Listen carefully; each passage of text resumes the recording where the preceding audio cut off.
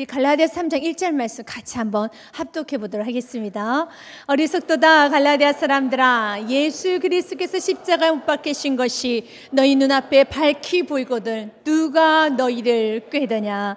오늘 갈라디아 말씀은 바울이 지금 변증을 하고 있습니다. 갈라디아 성도들의 문제점은 이거였습니다. 예수 그리스도를 믿지 않는 플러스 알파가 필요했습니다. 그 알파가 할례였고 율법이었습니다.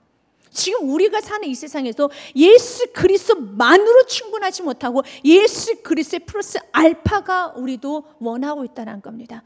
근데 더 가면 갈수록 지나치고 더 교만해져서 이제 예수 그리스도 온데간데 없고 이제 그 알파만 자랑하고 있습니다. 세상만 자랑하고 있습니다. 세상과 환경의 촉만 더 세우면서 예배 자리를 떠납니다. 기도의 자리를 떠납니다. 주 앞에 엎드려 매를 주여 도와주시옵소서. 주님께 간절히 주님만이 나의 구원자이십니다. 이 문제 해결하실 분은 오직 주님밖에 없습니다. 이런 간절한 마음도 없이 이제 세상을 향해 나아가버린다는 겁니다. 그 모습이나 지금 갈라디아 교회 성도들의 모습이나 동일하다는 겁니다. 그래서 이 말씀을 자꾸 들으면서 믿음이 굳건해지기를 원하고 있습니다. 너희들이 예수님 한 분을 만족할 수 없겠느냐. 예수님 플러스 알파, 그 알파를 제하라는 겁니다.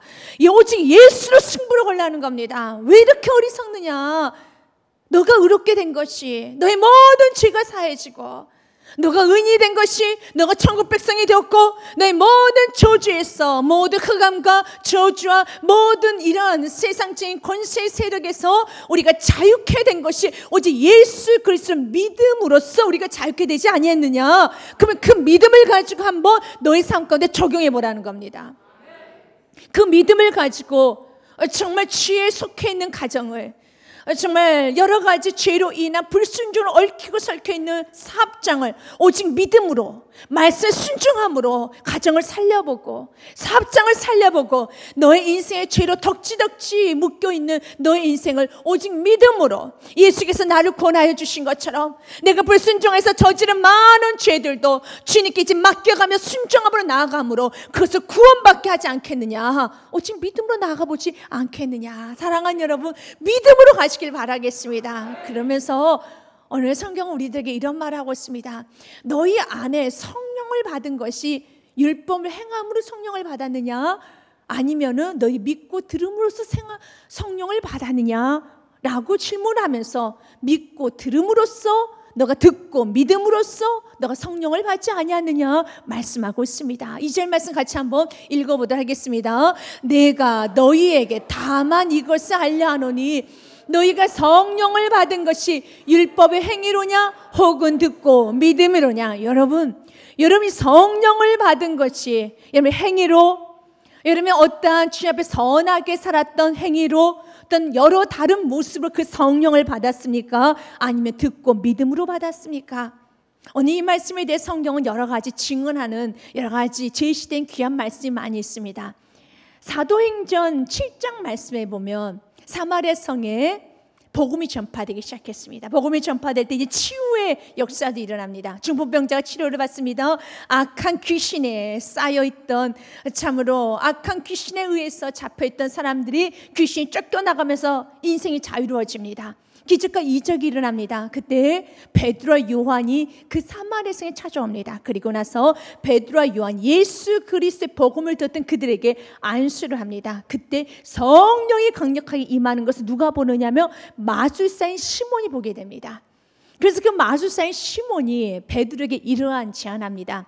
내가 돈을 많이 줄 테니까 이 성령을 나에게 팔라는 겁니다. 이게 사도행전 8장 말씀 19절의 말씀에 보면 이르되 이 권능을 내게도 주어 누구든지 내가 안수하는 사람은 성령을 받게 하여 주소서 하니라고 했습니다. 돈으로 성령을 사겠다라는 겁니다. 여러분, 얼마나 무지한지 몰라요. 얼마나 무지한지 모릅니다. 그때 베드로가 한마디를 자릅니다. 돈으로 성령을 사겠다고. 20절 말씀 같이 한번 읽어봅니다. 베드로가 이르되 내가 하나님의 선물을 돈 주고 살 줄로 생각하였으니 내 은과 내가 함께 망할지어다. 넌 돈과 함께 망할지어다 라고 말합니다. 성령은 돈으로 살 수 있는 게 아니야. 성령이 누구입니까? 하나님의 영입니다. 천지를 주관하시고 여러분 생과 사화복의 주관자가 되어주시고 저와 여러분의 창조주가 되신 그분을 어떻게 피조물의 인간이 돈으로 행위로 그분을 사겠다고요? 그분을 모셔드리겠다라고요? 절대로 그럴 수가 없는 거예요.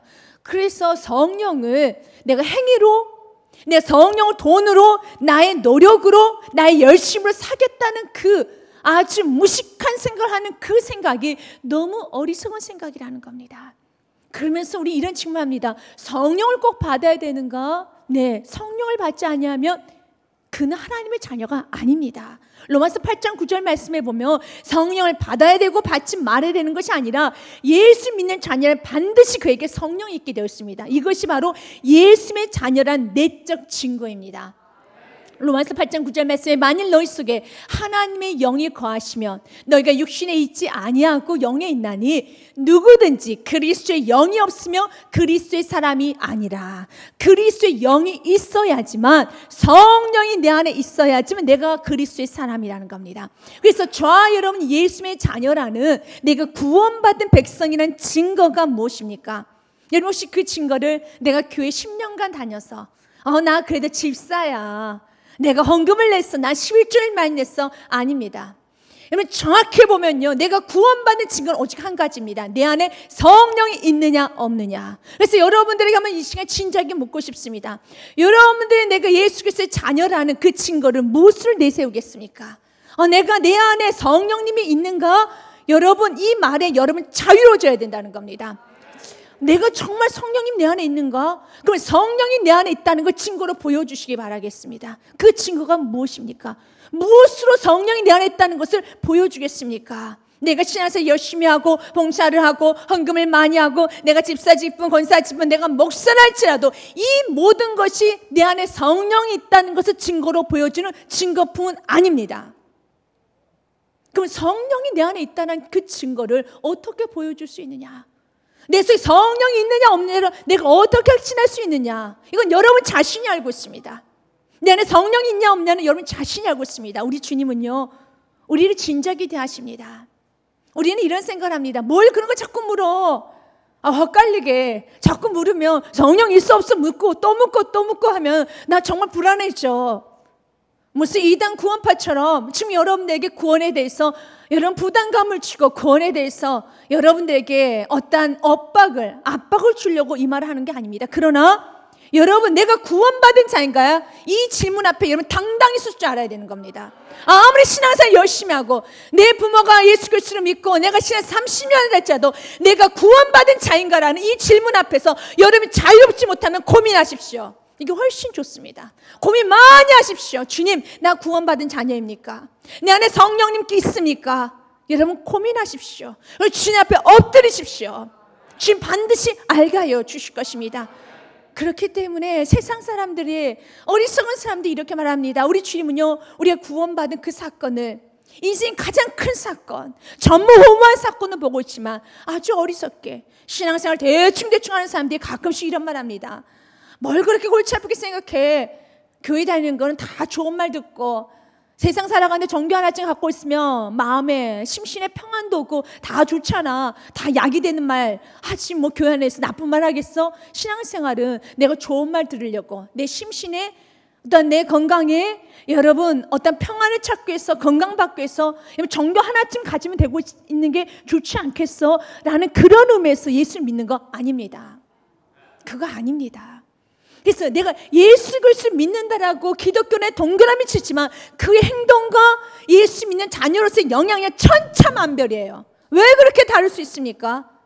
똑같은 예수를 믿는데 어떤 사람이 예수를 믿는데 그에 따르는 삶 가운데 영향력과 동일하게 예수를 믿는다 동그라미 쳤습니다.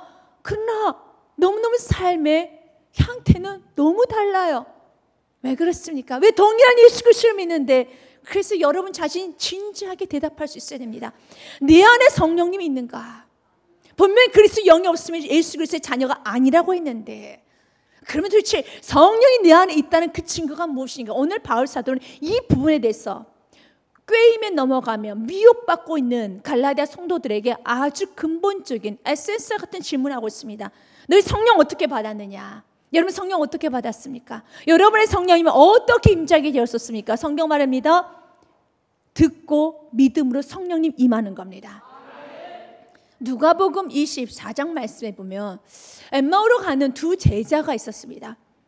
그때 그 두 제자는 굉장히 마음이 슬픕니다. 왜냐하면 나의 사랑하는 메시아인 줄 알았던 예수님이 십자가에서 죽어버리셨습니다. 그런데 시신마저도 없어진 거예요. 그래서 그들 너무 슬퍼합니다.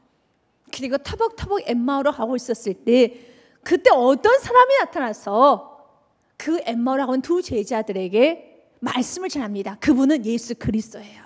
이미 부활하셨습니다. 하지만 그들은요, 예수님 십자가에서 완전히 죽어버리신 줄 알고 또 시신마저도 도둑 맞은 줄 알고 마음이 상할 대로 상하고 이제 실망에 넘어서 절망 상태에서 걸어가고 있었을 때 예수님은 그들에게 나타나셨어요. 그리고 예수님께서 그들에게 하셨던 일은 나 예수야, 나 똑바로 봐봐, 야, 나 예수잖아 라고 말씀하지 않았습니다. 예수님께서는요, 누가복음 24장 27절 말씀에 그들에게 말씀을 풀어줍니다. 27절 말씀에 보면 이는 모세와 모든 선지의 글로 시작하여 모든 성경에 쓴 바 자기에게 관한 걸 자세히 설명하신, 여기서 자기가 누굽니까? 예수 그리스도. 구약에서는 예수 그리스도에 관한 메시지가 참 많이 있습니다. 예수께서 이 땅에 어떻게 오시며 어떻게 십자가를 지실 것이며 어떻게 구원이 완성될 것이며 이런 모든 구약에 예언된 말씀을 하나씩 하나씩 다 말씀을 풀어줍니다. 그리고 자신이 십자가에 오르기 전에 하셨던 말씀도 다 그들에게 전합니다. 그런데 지금 그 예수님이 바로 너희들 죽었다고 하는 그 예수님, 어떤 구약에서 메시아는 그 예수님, 내가 살아나서 너 옆에서 말씀을 전하고 있음에도 아직까지 두 제자는 깨닫지를 못해요. 알지 못합니다. 그런데 그 말씀에 푹 빠져 있어요. 그분이 부활하신 예수님의 실체라는 건 아직 깨닫지 못했습니다. 그런 말씀이 너무 좋은 거예요. 그래서 예수님이 떠나려고 할 때, 아니 떠나지 마십시오. 당신 나와 함께 우리 같이 식사합시다. 우리 같이 좀 더 이야기를 나눠요. 그래서 예수님을 끌어서 식사 자리까지 모시고 갑니다. 그때 예수님께서 그에게 떡 한 조각을 나눠줍니다. 그때 그들의 눈이 밝아져서 누구를 보느냐? 내가 죽었다고 생각했던 예수 그리스도를 보게 됩니다. 이게 바로 30절 말씀이에요. 31절 말씀에 보면 그들이 눈이 밝아져 그인 줄 알아보더니 예수님은 그들에게 보이지 아니하시는지, 이제 눈이 밝아져 버렸어요. 말씀을 들을 때요, 그가 예수님, 내가 그 말씀을 듣고 이 말씀을 전하는 분이 예수인 걸 알지는 못했어요. 그러나 그들은 말씀에 푹 빠져 있어요. 근데 어느 순간에 눈이 떠져 버렸습니다. 아, 이분이 예수 그리스도시구나. 그런데 32절 말씀, 아주 중요한 말씀이 있습니다. 같이 한번 읽어보겠습니다. 그들이 서로 말하되 길에서 우리에게 말씀하시고 우리에게 성경을 풀어주실 때 우리 속에서 마음이 뜨겁지 아니하더냐. 믿으십니까? 아멘. 성령 어떻게 임하느냐? 내가 말씀을 들 때 마음이 뜨거워지는 거예요. 이게 바로 성령이 내 안에 있다는 증거라는 겁니다. 다른 데 증거를 찾는 게 아니에요. 내가 말씀을 들을 때 마음이 뜨거운 거예요. 그러나 그들은 뜨거웠어요. 하지만 그들은 아직 믿음과 지식이 없었습니다. 그래서 내 옆에 계신 예수님이 내가 찾고 있는 그 구약에서 말하는 메시아인 것까지는 몰랐습니다. 그러나 나중에 그분이 예수 그리스도, 아, 그분이 나를 구하실 구원자인 걸 아는 순간에 뭐가 생각나느냐? 맞아, 길에서 내가 그분이 이사야의 말씀을 풀어주고 계실 때 내 마음이 뜨거웠었어. 여러분, 우리가 예수 그리스도에 대해서 십자가에서 나를 위해서 죽으시고 또 내가 예수님께서 나를 행하셨던 많은 사건에 대해서 우리가 섬겨주시길 많이 알지 못하게 잘 모를 수 있습니다.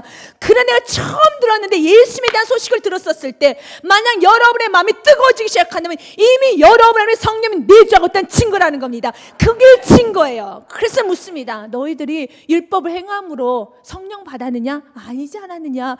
너희들이 말씀을 들었었을 때 그 말씀에 뜨거워지지 아니했느냐?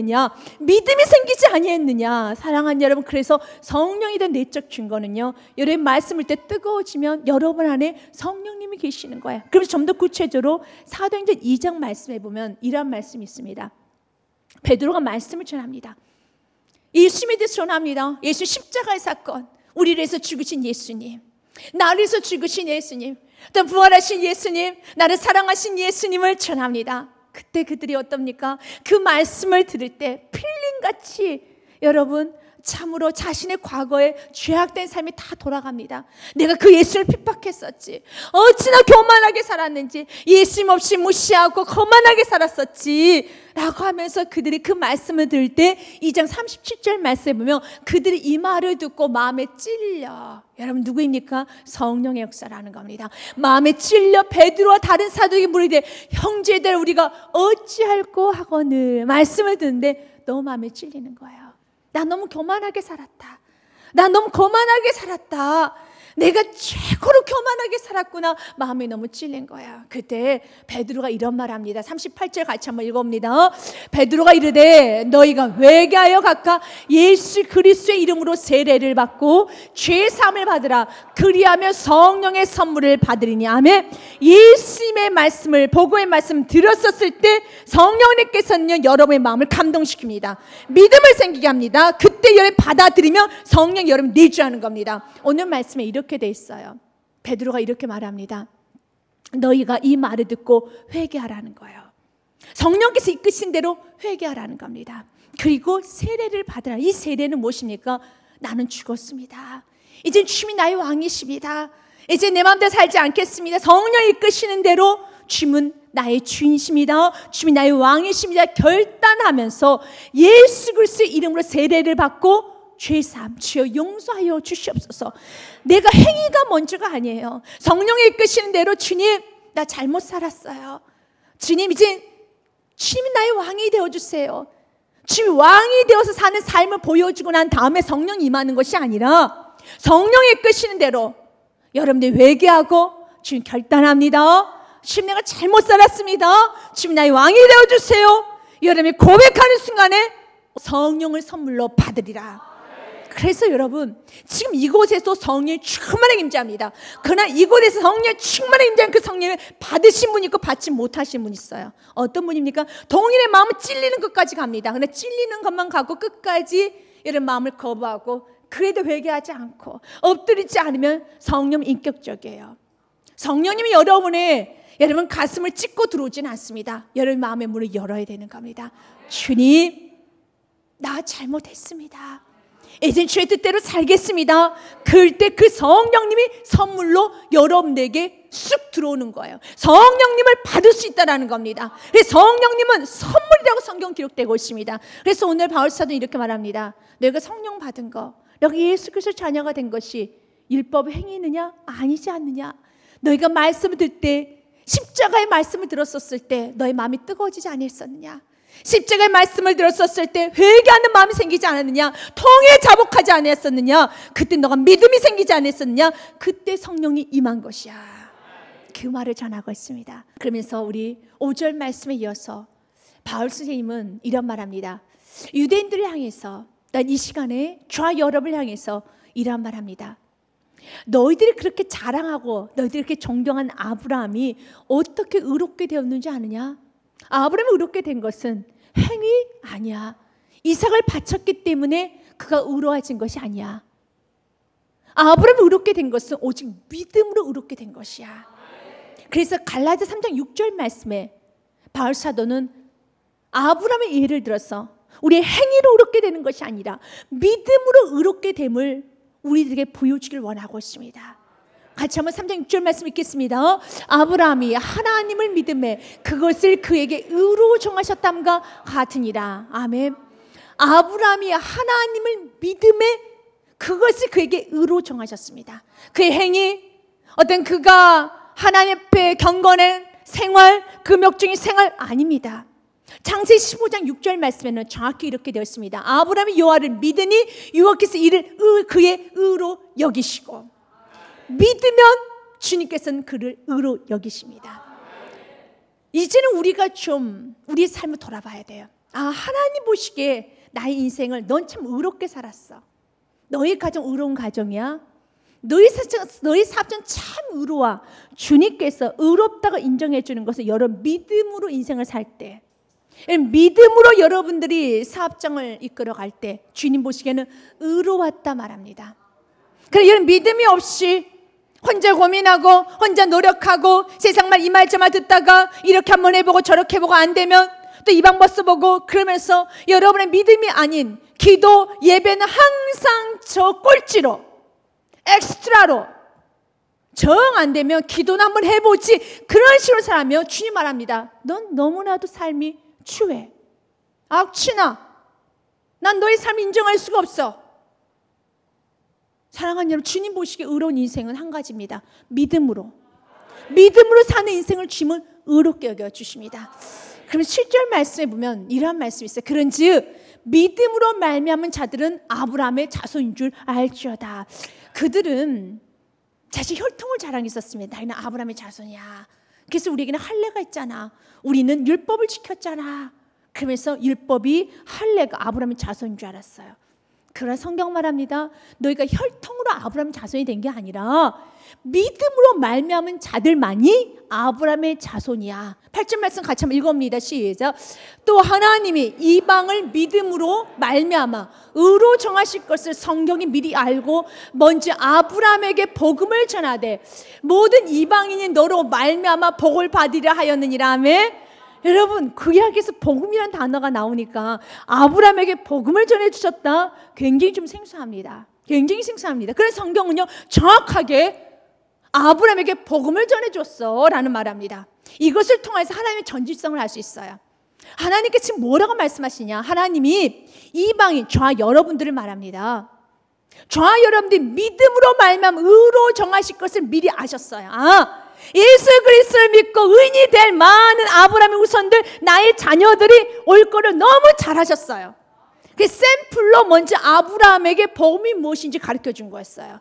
그런데 왜 유대인들은 이 구약의 말씀을 그렇게 많이 읽었다면서도 그들은 깨닫지 못한지, 그게 참 이상합니다. 성경을 정확히 볼때 말하고 있습니다. 그대 눈이 가렸다라고요. 그래서 믿을 수 있는 게 축복이에요. 지문의 간주가 이런 말합니다. 하나님이 인간을 저주하신다면 질병이나 실패나 죽음 따위로 저주하시지 않고 성경을 읽어도 믿지 못하는 마음으로, 하나님이 살아계시는 것을 믿지 못하는 마음으로, 감사하는 마음이 우러나오지 않는 마음으로 저주할 것이다 라는 말합니다. 참 의미 있는 말입니다. 여러분, 믿을 수 있는 건 축복이에요. 여러분, 성경에 뭐라고 됐습니까? 내가 나중에, 우리 하나님 미리 아셔, 전지성이 계시기 때문에 이제 그 이방인들이, 하나님을 전혀 알지 못한 이방인들이 이 땅에 구원자신 예수 그리스도를 믿음으로 그들이 의롭게 되게 될 것을 미리 아시고, 누구부터? 아브라함부터 복음의 사람으로, 복음이 어떻게 전했는지 아브라함에게 복음을 전했다라는 거예요. 복음을 전했다고 성경 기록되지 않습니까? 내가 미리 알고 아브라함에게 복음을 전하되 모든 이방이 너로 말미암아 복을 받으리라. 아브라함도 복음을 받았네. 이런 복음의 시작이 무엇인가요?